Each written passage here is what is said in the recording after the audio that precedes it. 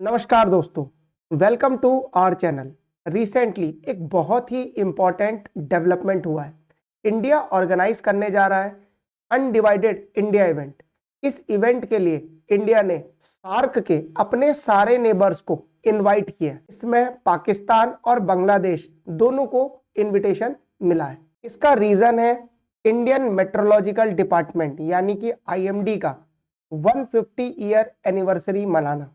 अब तक आप लोग सोच रहे होंगे कि बाकी सब देश तो इनविटेशन एक्सेप्ट कर लेंगे, पर पाकिस्तान और बांग्लादेश का क्या होगा? क्या ये इनविटेशन एक्सेप्ट करेंगे? तो आपकी जानकारी के लिए बता दूं, पाकिस्तान ने इनविटेशन एक्सेप्ट भी कर लिया है। मीडिया ने भी ये न्यूज कंफर्म कर दी है। हालांकि बांग्लादेश की तरफ से अभी कोई रिस्पॉन्स नहीं आया है।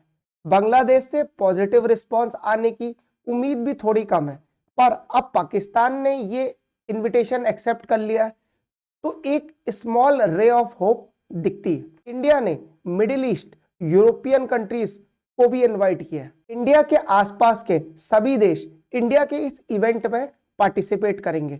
ये एक सिग्निफिकेंट एक्नॉलेजमेंट है इंडिया के रोल का इस रीजन में। अब आपको ये समझना होगा कि आईएमडी इतना खास क्यों है। आईएमडी की एनिवर्सरी पर इतने सारे देश भारत क्यों आ रहे हैं? आईएमडी ने इन 150 सालों में लाखों लोगों की जान बचाई है और इसे ही एक्नॉलेज करने दुनिया के सभी देश भारत आ रहे हैं। आईएमडी की स्थापना 1875 में की गई। आज का इंडिया और 1875 के इंडिया में जमीन आसमान का अंतर है। आज आपको टेलीग्राम ऐप पे मैसेज में वार्निंग्स मिल जाती हैं कि साइक्लोन आने वाला है, वेदर खराब होने वाला है, बहुत तेज बारिश होने वाली है। 1875 का इंडिया आज जैसा नहीं था। लोगों को पता ही नहीं लगता था कि कब साइक्लोन आने वाला है। उसकी कोई वार्निंग भी इशू नहीं होती थी। टीवी में वेदर रिपोर्ट नहीं आती थी और न ही पेपर में वेदर रिलेटेड कुछ छपता था। इंडिया के पास ये कैपेबिलिटी नहीं थी कि इंडिया ये प्रिडिक्ट कर सके कि मौसम क्या होने वाला है आगे। इन सब रीजंस की वजह से 1864 के साइक्लोन में 40,000 लोगों ने अपनी जान गंवाई थी और ये तो डेटा वो है जो रिकॉर्डेड है। अनरिकॉर्डेड डेटा के हिसाब से यह आंकड़ा बहुत ही ज्यादा है। इसके बाद 1866 और 1871 में बंगाल में फेमाइन आ गया और उसमें बहुत ज्यादा लोगों की जान गई। अब आते हैं फास्ट फॉरवर्ड 21वीं सेंचुरी में। 2023 में भारत में मिचोंग नाम का एक साइक्लोन आया और आपको ये जान के आश्चर्य हो जाएगा, इस साइक्लोन में 0 डेथ कैजुअलिटी है। ये संभव हो पाया आईएमडी की टाइमली वार्निंग के कारण। ऑफ कोर्स इसमें डिजास्टर क्विक रिस्पांस टीम और गवर्नमेंट के अन्य डिपार्टमेंट का भी योगदान है, पर वो भी तभी अपना काम कर पाए जब आईएमडी ने वार्निंग टाइमली इशू कर दी।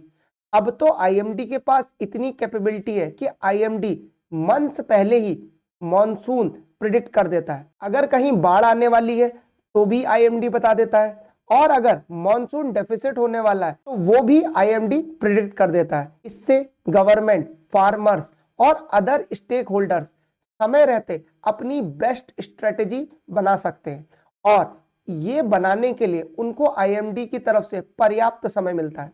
गवर्नमेंट टाइमली अपने अन्न भंडार भर सकती है। किसानों को ऐसी क्रॉप्स बोने के लिए प्रेरित किया जा सकता है जिसमें पानी की आवश्यकता कम से कम हो। ये सब संभव हो पाया है आईएमडी की वजह से। साइक्लोन और फ्लड्स के आने से कई दिन पहले अब आईएमडी कलर वार्निंग इशू कर देता है जिससे जान और माल दोनों की हानि को रोका जा सके।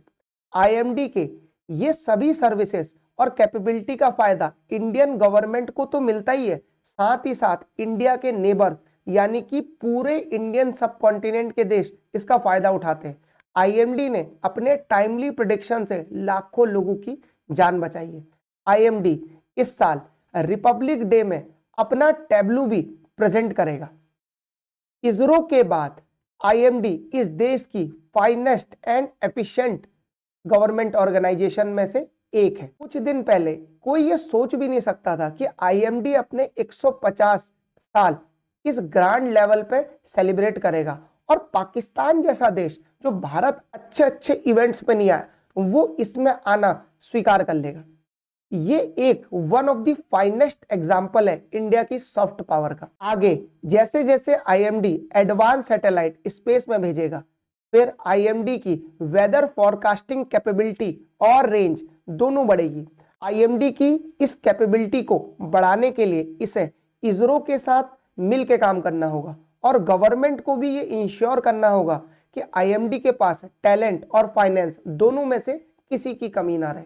अब जाते जाते एक सवाल, रिपब्लिक डे की परेड होने वाली है 26 तारीख को। हर साल हम किसी देश के हेड को बुलाते हैं।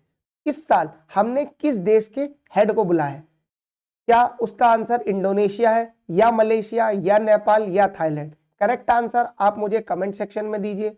जिसका भी सही आंसर होगा मैं उसके कमेंट को हार्ट दे दूंगा ताकि बाकी लोग को भी आंसर पता लग पाए। जिस देश के भी हेड आने वाले हैं उनकी फोटो राइट हैंड साइड में आपको दिख रही है। Thank you very much for your time.